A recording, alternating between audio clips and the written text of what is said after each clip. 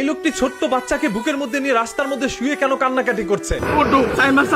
এই যে শামিম আছে না, শামিমের 400 টাকা করে দিছি চাঁদা। এক পর্যায়ে আমি 3 দিন চাঁদা দিছিল, আমারে কয় গাড়ি আটকাইবো, গাড়ি আটকাই নিবো গা। তারপর আমি গাড়ি সার্জেন শামিম। এই ব্যক্তিটি একজন অটো রিকশা চালক। বেশ কিছুদিন ধরেই তিনি এইভাবে ট্রাফিককে টাকা দিয়ে হাইওয়ে রোডের মধ্যে উঠে যেতেন। এক পর্যায়ে তিনি যা আয় করতো তার চাইতে বেশি পুলিশকে দিতে হইতো, যার কারণে একটা সময় তিনি অটোটা বিক্রি করে ফেলে। পরে এক পর্যায়ে আমি হুমকিতে গাড়ি চালাইছি, সাইন মধ্যে চেষ্টা করতেছি ভাই, চাকরি লোনের লাগিয়া। আর অটোটি বিক্রি করার পরে কোথাও গিয়ে তিনি কোনো চাকরি বাকরি পাচ্ছিল না, আর এই কারণেই তার সংসারের মধ্যে নেমে আসলো অভাব অনটন।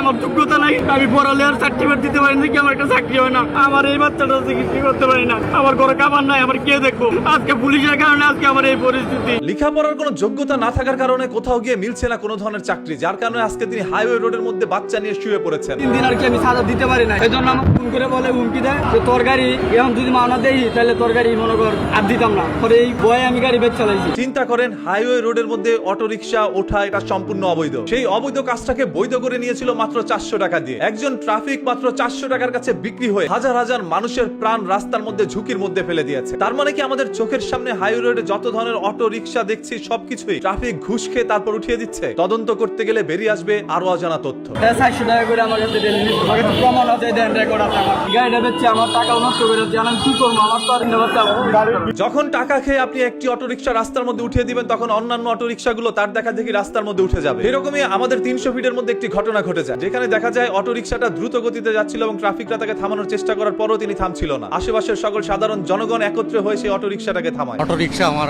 কনস্টেবলকে নিয়েই তার গতি এত বেপরোয়া আঁকাবাঁকা চালাচ্ছিল যে আমি তাকে ওভারটেক করে যেতেও পারছি না। বেশ কয়েকটা মোটরসাইকেল পড়েও গিয়েছে, অল্পের জন্য আমি বেঁচে গিয়েছি আর কি, অনেক বড় ক্ষতি হয়ে যেতে পারত। বিষয়টা কিন্তু ও একজন প্রাইভেট কারকে মেরে দিয়েছে। আমরা বিষয়টা সমাধান করার উদ্দেশ্যে ওনাকে থামিয়েছি, কিন্তু সে হঠাৎ করেই আমার কনস্টেবলকে নিয়ে টান দিয়ে চলে গেছে। আমি ওনাকে থামানোর উদ্দেশ্যে, বিশেষ করে আমি আমার কনস্টেবলকে সেভ করার উদ্দেশ্যে মূলত ওর পেছনে নিয়েছি। সেই অটো রিকশাওয়ালাদের জন্য 300 ফিটে বারবার একের পর এক অ্যাক্সিডেন্ট হচ্ছে। আজকে কয়েকজন ট্রাফিকের জন্য হাজার হাজার ট্রাফিক এবং সার্জেন্টের বদনাম হচ্ছে। কে তার কাছ থেকে 400 টাকা খেয়েছে সেটা পরবর্তী ভিডিওতে আপনাদের সামনে উন্মোচন করব। তার আগে যদি এরকম কোনো ঘটনার সাক্ষী আপনি হয়ে থাকেন তাহলে সেটা আমাদের কাছে শেয়ার করতে পারেন। একজন মানুষ কতটা অসহায় হয়ে পড়লে রাস্তার মধ্যে এসে এভাবে বাচ্চা নিয়ে পরিবার নিয়ে শুয়ে পড়ে। একজন পুরুষের ব্যক্তিত্ব সেদিনই হারিয়ে যায় যখন সে লোকের কাছে হাত পাতে। আজকে যদি তিনি অসহায় না হতো তাহলে 400 টাকা দিয়ে ঠিকই রাস্তার মধ্যে উঠে অটো চালাতো। তবে তিনি দিনে ইনকামই করে 400-500 টাকা, সেখান থেকে যদি ট্রাফিককে 400 টাকা দিয়ে দিতে হয় তাহলে বাসার মধ্যে কিভাবে তিনি অন্ন জোটান? পরিবারের মধ্যে 3টি সন্তান রয়েছে যারা তার দিকে তাকিয়ে থাকে। বাবা বাসায় আসার সময় তাদের জন্য খাবার নিয়ে আসবে, স্ত্রী স্বামীর হাতের দিকে তাকিয়ে থাকে কখন বাজার নিয়ে আসবে আর রান্না করে সবার মুখে একটু খাবারটা উঠিয়ে দিবে। তবে সেই স্বামী তো আসলো